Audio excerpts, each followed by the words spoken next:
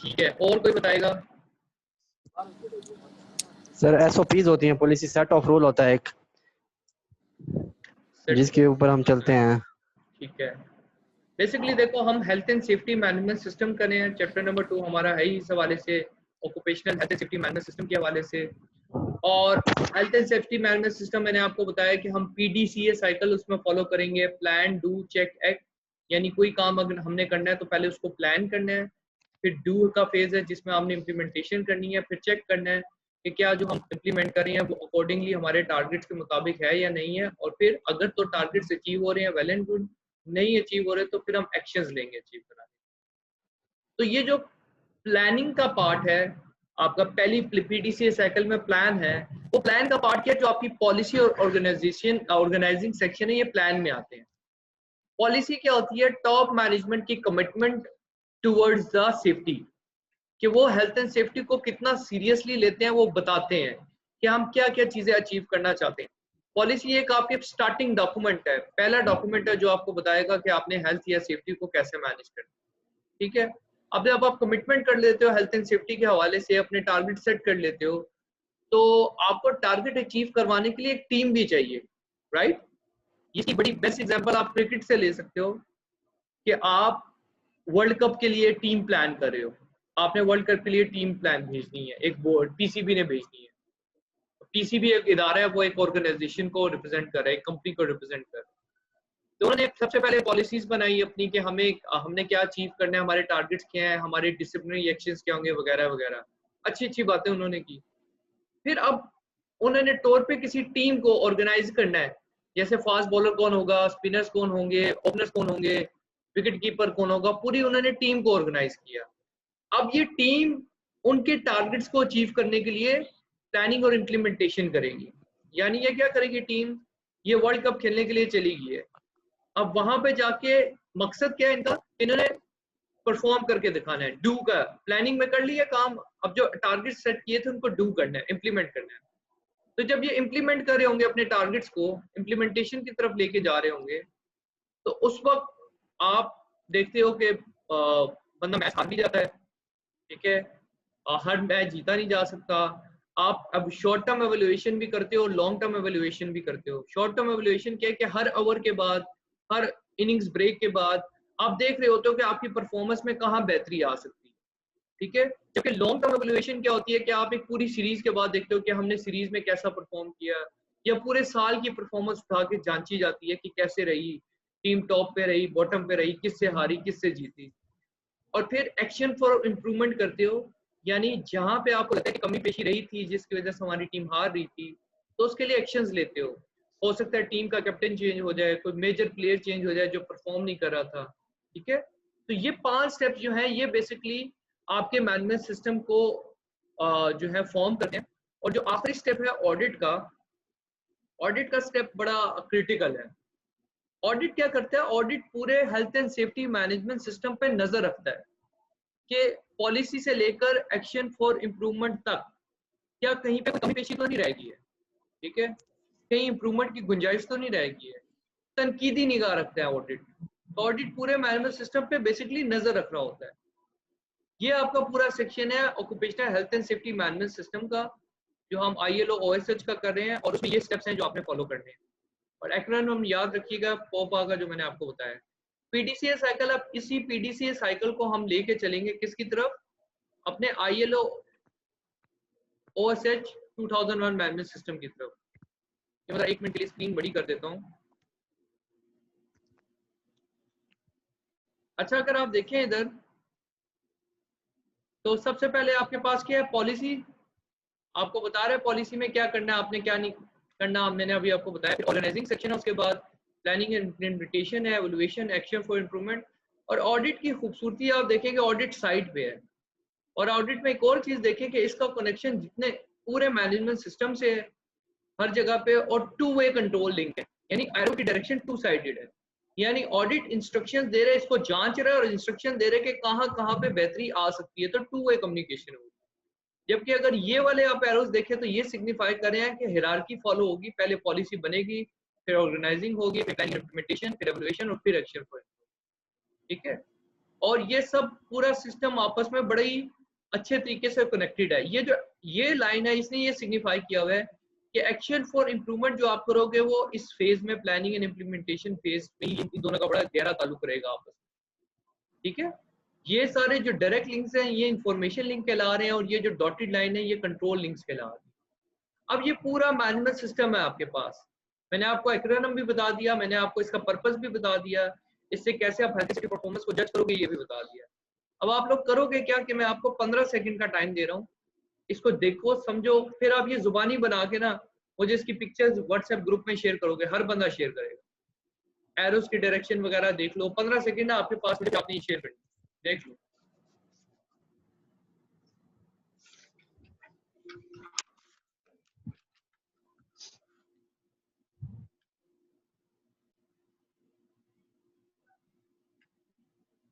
राजेश साहब क्या बोला था, रिपीट कीजिए कि मुझे जरा सुनाई नहीं दिया।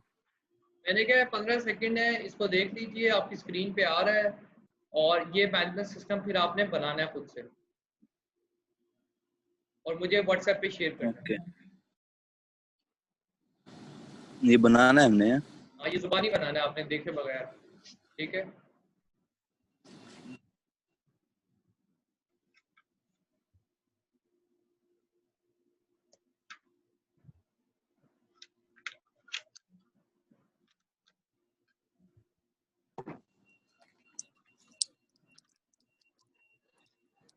चले जनाब बनाए।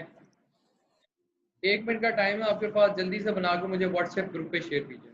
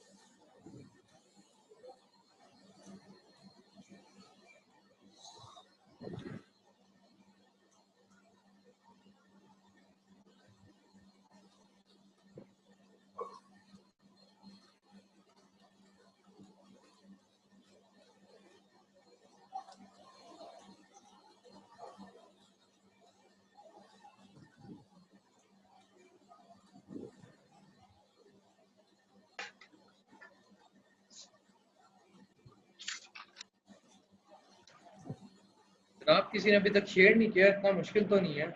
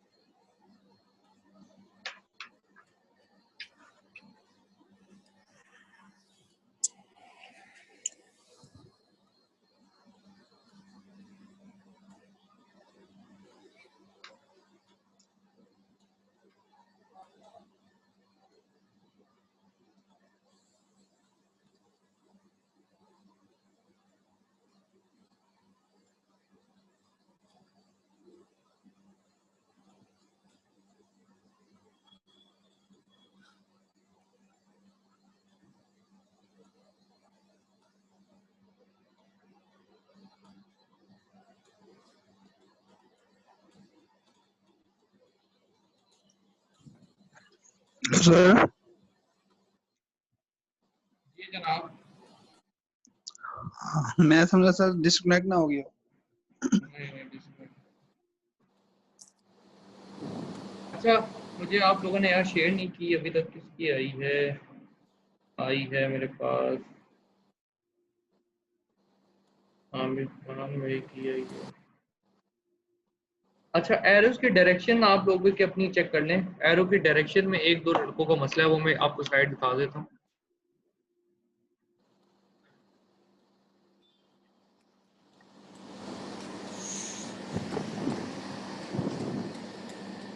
ठीक है, एक दफा देख लें ये कि किस किस ने क्या क्या गलती की है, और फिर हम इसको जरा एलिब्रेट करके देख लेते हैं।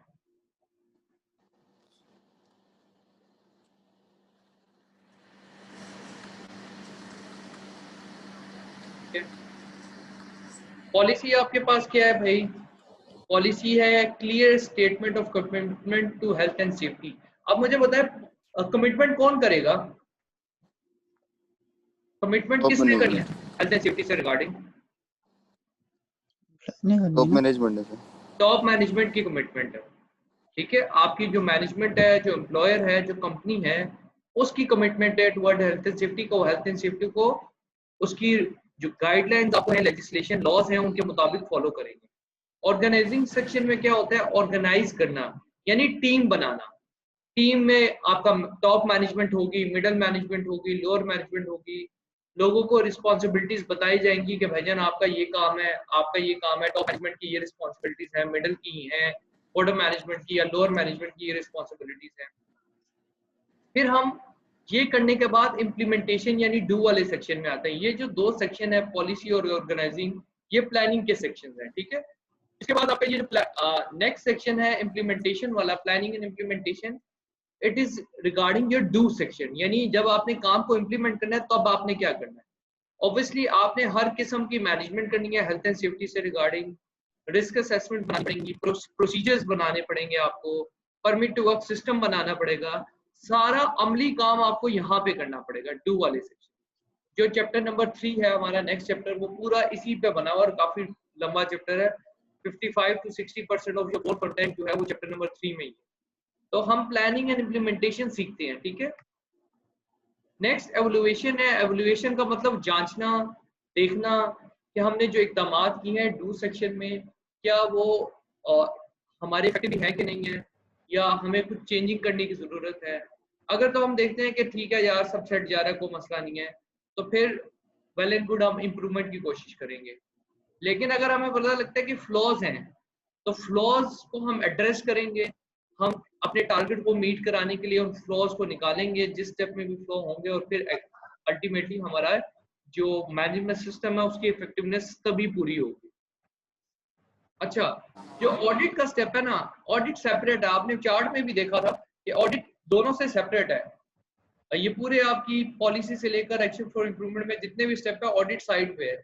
ऑडिट ने नजर रखी हुई है पूरे मैनेजमेंट सिस्टम पे। तो ऑडिट की यहाँ से डेफिनेशन भी अगर मैं बताऊं तो क्या है कि it's a systematic, critical and objective based analysis of health and safety management system, या examination of health and safety management system. आप क्या करते हो ऑडिट में?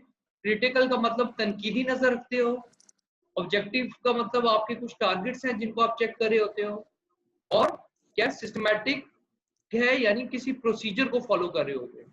और चेक क्या कर रहे होते हो? Occupational health and safety management system की इफेक्टिवनेस। इस पूरे मैनेजमेंट सिस्टम को चेक कर रहे होते हो कि कहीं पे इसको इंप्रूवमेंट की गुंजाइश तो नहीं है, जरूरत नहीं है। तो this is your basically independent, critical and systematic review of management system. और लास्ट जो स्टेप है आपका ये कंटिन्यूअल इंप्रूवमेंट का। कंटिन्यूअल इंप्रूवमेंट हर जगह पे आप लगा सकते हो। कंटिन्यूअल इंप्रूवमेंट का मतलब ये होता है कि एक चीज अगर आपने, एक सिस्टम अगर आपने बनाया है, कोई मैनेजमेंट सिस्टम आपने डेवलप किया है, तो वो जिंदगी भर के लिए नहीं है। उसमें ऑब्वियसली चेंजिंग आपको रिक्वायर्ड होंगी विद पैसेज ऑफ टाइम। तो ये कह रहे हैं कि ये मैनेजमेंट सिस्टम ऐसे है कि जो विद पैसेज ऑफ टाइम जिसमें इंप्रूवमेंट की गुंजाइश रहेगी। ये ये 1 साल के लिए तो वैलिड हो सकता है, लेकिन उसके बाद आपको फिर इसको रिव्यू करना पड़ेगा। इसमें इंप्रूवमेंट आएगी, वक्त के साथ साथ आपको नई चीजें ऐड करनी पड़ेंगी, क्योंकि आपको पता है जब टाइम चेंज होता है तो न्यू न्यू इक्विपमेंट भी आता है, न्यू टेक्नोलॉजी भी आती है। और जब new equipment, new technology, new process होंगे तो उसके साथ न्यू हैजर्ड्स भी होंगे, नए खतरात भी होंगे जिनको आपने एड्रेस करना होगा। अच्छा, ये जो एक हमने मैनुअल सिस्टम जो पहला पढ़ा है वो था ILO 2001 OSH मैनुअल सिस्टम। ये जो मैनुअल सिस्टम हम अब करने लगे हैं, this is ISO 45001 manual system, ठीक है, occupational health and safety manual standard जिसमें आप देखते हो। ये इस वक्त लेटेस्ट मैनेजमेंट सिस्टम है पूरी दुनिया में, बड़ी कंपनीज में हेल्थ एंड सेफ्टी को मैनेजमेंट करने के लिए यही स्टैंडर्ड फॉलो होता है। अच्छा, बुनियाद इसकी भी PDCA साइकिल है, कोई नई चीज नहीं है। उसमें भी प्लान टू चेक एक साइकिल फॉलो होती थी, इसमें भी प्लान टू चेक एक साइकिल फॉलो हो रही है। तो फर्क कहाँ पे आता है फिर? फर्क ये आता है कि ये ज्यादा एडवांस मैनुअल सिस्टम है पिछले मैनुअल सिस्टम। एडवांस क्यों है? क्योंकि ये साइट पे हर किस्म के हैजर्ड्स को कंसीडर करने के साथ साथ उसके कॉन्टेक्स्ट को भी ऑर्गेनाइजेशन के कंसीडर करता है। कॉन्टेक्स्ट ऑफ द ऑर्गेनाइजेशन से क्या मतलब है मेरा, कि आपकी एक साइट काम कर रही है, पेंट वर्क कर रही है, एक प्लांट है जो फर्टिलाइजर का प्लांट है, ठीक है, एक प्लांट है जो रिफाइनरी है फॉर एग्जांपल, एक सीमेंट प्लांट है। तो हर इंडस्ट्री के डिफरेंट हैजर्ड्स होंगे, ठीक है, सीमेंट में डिफरेंट हैजर्ड हैं, पेंट इंडस्ट्री में डिफरेंट हैजर्ड हैं, ऑयल एंड गैस में डिफरेंट हैजर्ड हैं। तो हर इंडस्ट्री के डिफरेंट हैजर्ड हैं। ये स्टैंडर्ड क्या करता है, ये standard on context of the organisation को भी कंसीडर करता है, यानी इंडस्ट्री काम क्या कर रही है, कंपनी काम क्या कर रही है, ऑर्गेनाइजेशन क्या एक्टिविटी परफॉर्म कर रही है। फिर एक्टिविटी परफॉर्म करने के साथ साथ ये सबसे पहला वर्ड है, यहाँ से आपने मैनेजमेंट सिस्टम की अंडरस्टैंडिंग यहाँ से शुरू करनी है, कॉन्टेक्स्ट ऑफ द ऑर्गेनाइजेशन से। फिर आपके क्या एक्सटर्नल और क्या इंटरनल इश्यूज हैं जो मैनेजमेंट सिस्टम को अफेक्ट करेंगे। एक्सटर्नल इंटरनल इश्यू से क्या मुराद है? एक्सटर्नल इश्यू से मुराद है कानून जो बना होगा, स्टैंडर्ड्स, डिफरेंट स्टैंडर्ड जो में चेंजिंग जो आ रही होगी, और शेयर होल्डर्स के रिव्यूज, ये बाहर की पार्टी है। जबकि इंटरनल इश्यूज क्या होते हैं, जो कंपनी के अंदर के मसले मसाइल होते हैं, कंपनी के अंदर बजटिंग का इशू है या कोई भी और टाइम लाइन का इशू है, तो वो इंटरनल बात हो रही होगी, ठीक है। तो एक्सटर्नल और इंटरनल दोनों इश्यूज को कंसीडर करोगे, और अगर इस पॉइंट को जहन में रख के आप इधर आओ तो आपको ये बात समझ में आएगी, needs of and expectation of workers. और वर्कर्स क्या होते हैं? इंटरनल होते हैं, एक्सटर्नल होते हैं, एक्सटर्नल लोग होते हैं, इंटरनल लोग हैं। तो यही बात यहाँ पे भी कर रहा है कि हमने इश्यूज के साथ साथ हमारी जो पार्टीज हैं, इंटरनल पार्टीज कौन सी हैं, वर्कर्स, और इंटरेस्टेड पार्टीज कौन सी हैं, जो एक्सटर्नल पार्टीज होंगी, जिसमें क्लाइंट हो सकता है, जिसमें इन्फोर्समेंट बॉडीज हो सकती हैं, जिसमें आपकी कोई मैन्युफैक्चरर हो सकता है जो आपको सप्लाई देता है। तो इनकी एक्सपेक्टेशंस को भी कंसीडर करना है आपने। जी, कॉन्ट्रैक्टर हो सकता है सर एक्सटर्नल में? देखो, अगर मैं अभी अपने आपको कॉन्ट्रैक्टर समझ के बात करूं तो उसके लिए क्लाइंट आउटसाइडर है, ठीक है, क्योंकि बीइंग कॉन्ट्रैक्टर हम अपने मैनुअल सिस्टम के स्टैंडर्ड बना रहे हैं, क्लाइंट कंपनी के लिए तो हम काम कर रहे होंगे ना। तो मैं अगर कॉन्ट्रैक्टर अपने आप को समझता हूँ तो मेरे लिए क्लाइंट पार्टी आउटसाइडर है, एक्सटर्नल है पार्टी मेरे लिए। सर अगर हम सब कॉन्ट्रैक्टर्स हायर करते हैं सर, क्या कह रहे हैं, किसने सवाल किया? अगर हम सब कॉन्ट्रैक्टर्स हायर करते हैं तो वो एक्सटर्नल में आएंगे, इंटरनल में? बिल्कुल। जब आपके नीचे जो देखें, आपके नीचे जो पार्टी काम कर रही है, आपकी कंपनी का पार्ट नहीं है वो पार्टी, तो वो आपकी कंपनी को रिप्रेजेंट नहीं कर रही होगी, ठीक है, पहली बात। दूसरी बात ये है कि एक्सटर्नल इश्यूज कौन से होते हैं, एक्सटर्नल पार्टी या इंटरेस्टेड पार्टीज कौन सी होती हैं। इंटरेस्टेड पार्टीज का वर्ड निकला हुआ है शेयर होल्डर का, वर्ड सुना होगा आपने, ठीक है जी सर। एक वर्ड होता है शेयर होल्डर, एक वर्ड होता है स्टेक होल्डर। यहाँ पे स्टेक होल्डर का वर्ड आपने ध्यान में रखना है। स्टेक होल्डर वो होता है, जैसे आप सब लोग मुल्क पाकिस्तान के स्टेक होल्डर्स हैं। स्टेक होल्डर वो बंदा होता है जिसके साथ, जिसका नफा या नुकसान किसी कंपनी के साथ जुड़ा होता है, वो उस कंपनी का स्टेक होल्डर है। यानी मेरा अगर नफा और नुकसान, इसके नफे में, इस कंपनी के नफे में मेरा नफा और नुकसान में मेरा नुकसान है, तो मैं इस कंपनी का स्टेक होल्डर हूँ, और ऑब्वियसली मैं इंटरेस्टेड होगा इस पार्टी में, क्योंकि इसके नुकसान के साथ मेरा नुकसान जुड़ा हुआ है, ठीक है। तो आपने एक्सपेक्टेशंस ऑफ इंटरेस्टेड पार्टीज भी देखनी है। ये काफी बड़ा स्टैंडर्ड है ISO 45001, इस पे पूरी ट्रेनिंग होती है, 100 पेज की इसकी पूरी बुक है, ठीक है, जिस पे आप स्टडी करते हैं। लेकिन यहाँ पे बड़ा लाइटली सा वो इसका इंट्रोडक्शन दिया गया, तो मैं उसी लिहाज से कोशिश कर रहा हूँ जिस हद तक बातें कवर हो सकती हैं कवर करवाऊँ। तो हमने देख लिया कि ऑर्गेनाइजेशन काम क्या करती है, कॉन्टेक्स्ट क्या है उस ऑर्गेनाइजेशन का, उसमें एक्सटर्नल इंटरनल इश्यूज क्या हैं, और इंटरनल यानी वर्कर जो है हमारे और इंटरेस्टेड पार्टीज जो है उनकी नीड्स एंड एक्सपेक्टेशंस क्या हैं। ये 3 चीजें हम पिछले मैनेजमेंट सिस्टम में कंसीडर नहीं कर रहे थे। इन 3 चीजों से हमें स्कोप ऑफ मैनेजमेंट सिस्टम पता लगेगा कि अगर हमने देखना है कि हम क्या क्या कवर करेंगे मैनेजमेंट सिस्टम में, कितनी कितनी डिटेल में हम इस चीजों को कवर करेंगे। अंदर सारे देखें, ये 3 चीजें कंसीडर करने के बाद अंदर पीडीसीए साइकिल ही है, plan, do, check and act, वही साइकिल है। कोई बाकी बदलाव ऐसा जो आपको नजर नहीं आएगा। वहां पे भी पहले आप प्लानिंग का पार्ट था, पॉलिसी का पार्ट था, यहाँ पे भी प्लानिंग करोगे। वहां पे डू के पार्ट में आप क्या वर्ड यूज कर रहे थे, प्लानिंग एंड इम्प्लीमेंटेशन। यहाँ पे क्या है, सपोर्ट एंड ऑपरेशन। ठीक है, सपोर्ट एंड ऑपरेशन का पार्ट है। अब इसके लिए एक मिनट जरा मैं इसको आपको समझाता हूँ। अच्छा, सपोर्ट मुझे बताएं किसको चाहिए होगी, आपके ख्याल में जो वर्ड लिखा हुआ है सपोर्ट एंड ऑपरेशन, ये किसको चाहिए होगी सपोर्ट ऑपरेशनल एक्टिविटीज के लिए? वर्कर्स को सर। वर्कर्स को चाहिए होगी। और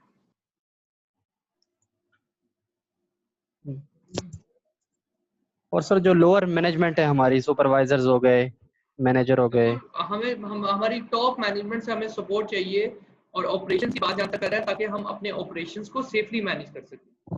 राइट, हमें अपनी टॉप मैनेजमेंट की कमिटमेंट चाहिए, उनकी सपोर्ट चाहिए, और सपोर्ट अगर हमें मिलेगी प्रॉपर तो हम अपने ऑपरेशंस को, डेली ऑपरेशंस को अच्छे तरीके से मैनेज कर पाएंगे। That is the difference, that is what we want to achieve. हम प्लानिंग कर लेते हैं चीजों को, लेकिन जब इम्प्लीमेंटेशन का फेज आता है तब मसले मसाइल शुरू होते हैं। ठीक है, तो what we gonna do, we gonna ask for the support for the operational activities from our management. ठीक है, हमें किसी और से बात करने की जरूरत नहीं है, हमारी मैनेजमेंट से ही हम सपोर्ट मांगेंगे अपनी ऑपरेशनल एक्टिविटीज के लिए। ये पॉइंट आपने अपने क्लियर रखना है जहनों में। सेकेंडली, आपने ये डू के पार्ट में आता है सपोर्ट एंड ऑपरेशन। जब आप अमली तौर पे काम कर रहे हो तभी आपको सपोर्ट चाहिए होगी ऑपरेशनल एक्टिविटीज के लिए।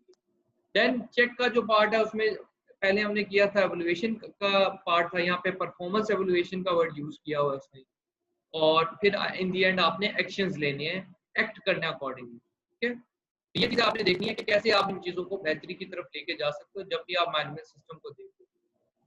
अच्छा, कुछ चीजें अब आप देखोगे कि आपको चीजें पिक होने भी शुरू हो जाएंगी, कुछ चीजें रिपीटिशन में आ रही हैं, क्योंकि मैनेजमेंट सिस्टम की बात जब भी करेंगे हम तो हम वही बेसिक इश्यूज को ही देखेंगे ना, नई रॉकेट साइंस तो होगी नहीं जो हमने देखनी है। हमने उन्हीं बेसिक इश्यूज को कंसीडर करना है, उन्हीं बेसिक इश्यूज को देखना है जो हमें किसी भी तरह पे फेस होते हैं। तो सेफ्टी, इसीलिए मैं कहता हूँ सेफ्टी कॉमन सेंस है। ठीक है, सेफ्टी में कोई आपको रॉकेट साइंस होने की जरूरत नहीं है, आपको अपनी कॉमन सेंस को यूटिलाइज करना है to be a good safety professional. Right, अच्छा ये मैं बुक आपको दिखाना चाह रहा हूँ, ओपन नहीं हो रही। हाँ ठीक है, उसमें से मैंने आपको एक चीज दिखानी है।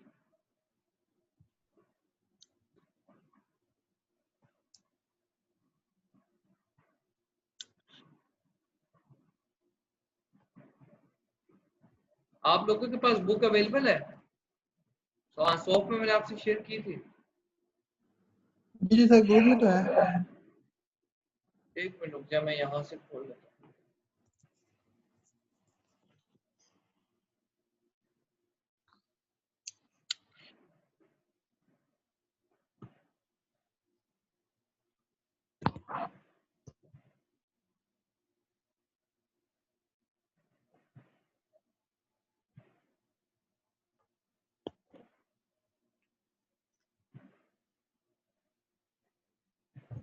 तब तक आप ये देख लें। ठीक, तो सपोर्ट एंड ऑपरेशन हमें चाहिए होगा। फिर वहां पे हमारे पास एवल्यूएशन था, यहाँ पे हम उस वर्ड को परफॉर्मेंस एवल्यूएशन कह रहे हैं। एंड देन इम्प्रूवमेंट, जैसे हम लास्ट में कहते हैं एक्शन फॉर इम्प्रूवमेंट, तो वही पीडीसीए साइकिल है। सिर्फ इंट्रोडक्शन किस चीज का हुआ है, इन इश्यूज का, जो हम उसमें कंसीडर नहीं करते। हम कॉन्टेक्स्ट ऑफ द ऑर्गेनाइजेशन को इसमें कंसीडर कर रहे हैं, हम needs and expectations of workers देख रहे हैं, अपने इंटरेस्टेड पार्टीज देख रहे हैं, एक्सटर्नल इंटरनल इश्यूज का अहमियत दे रहे हैं। अच्छा, ये चीज आपने नहीं भूलनी है, ये सबसे इंपॉर्टेंट चीज है इसमें। ये आपको मिडिल सर्कल जो नजर आ रहा है, इस पे अगर गौर करें तो ये पूरी पीडीसीए साइकिल से ओवरलैप कर रहा है। इस सर्कल से भी ओवरलैप कर रहा है, इससे भी, इससे भी और इससे भी। इसका क्या मतलब है कि अगर लीडरशिप की कमिटमेंट नहीं होगी और वर्कर की पार्टिसिपेशन नहीं होगी दोनों की, तो तब तक ये पीडीसीए साइकिल का कोई मकसद नहीं होता है, ये इफेक्टिव कभी भी नहीं हो सकती। आपको पीडीसीए साइकिल को इम्प्लीमेंट करवाने के लिए अब लीडरशिप की कमिटमेंट उसकी तरफ से वो अपनी विजिबल लीडरशिप शो करवाए और वर्कर भी अपनी पार्टिसिपेशन करेगा, तो ये एक effective health and safety management system बनेगा। ठीक है, अदरवाइज आप जो मर्जी कर लो, आप जितनी मर्जी प्लानिंग कर लो, आप जितना बड़ा मैनेजमेंट सिस्टम बना लो, if the leadership and the workers are not willing to do work safety, तो वो कभी भी सेफ्टी नहीं हो सकता, वो मैनेजमेंट सिस्टम किसी काम नहीं आएगा। ठीक है, और लास्टली देखो, जब ये पीडीसीए साइकिल इंप्लीमेंट हो जाती है तो एंड में आपके पास आउटकम्स आती हैं आपके मैनेजमेंट सिस्टम। ठीक है, दिस इज आवर आउटकम्स। अच्छा, टाइम खत्म हो रहा है यार, आप लोग जल्दी ज्वाइन करिए अभी, और टाइम खत्म हो रहा है तो इतना टाइम लगा देते हैं, 1 सेकंड भी नहीं लगता इसको ज्वाइन करने में। तो मैं अभी ये इस सेशन को खत्म करूँ, नेक्स्ट सेशन में एकदम ज्वाइन हुआ। ठीक है।